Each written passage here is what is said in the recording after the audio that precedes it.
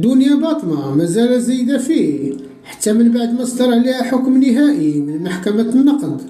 كيقول باللي الحكم الاستئنافي اللي حكم عليها بعام ونص ديال الحبس صحيح، وإيداته بجميع الفقرات ديالو. خرجات كتبارطاجي ستوري، وهاد ستوريات بالمناسبة هم اللي خرجوا عليها حقاش ماشي تتقدم فيهم الغناء والطراب ولا شي حاجة زوينة اللي تتنشر فيه غير المعاطية ديالها مع طليقها، ولا المعاطية مع المتتبعين والخصوم، ولا الهلوسات اللي تجيها مرة كتخليها تعتقد باللي واعرة. المهم هاد ستوري اللي بارطاجاتو ماشي بعيد هي مولات الفكرة، كيتوجه مباشرة لرئيس الدولة وطلبها هو العفو. وياه سيدي العفو فيه كيقول صحابها اللي مبارطاجيها ليهم ستوري: أسيدنا عفو على هاد المواطنة ديالك.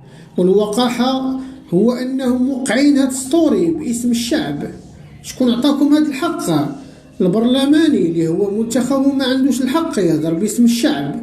واحد في هاد البلاد اللي ممكن يتكلم باسم الشعب وينوب على الشعب هو رئيس الدولة.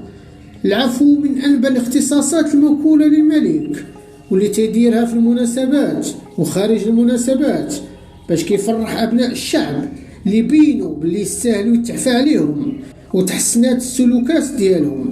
هي مسطرة عندها قنوات خاصة، ماشي التيك توك ولا الفيسبوك ولا الانستغرام، حيث الملك مؤسسة خاص اللي بغى يطلب العفو يخضع للشروط ويكتب الطلب ويوجهه عبر القنوات المعروفة ووفق الأدبيات اللي كيحظى بها الملك، ماشي غير جيبيا فم وقول.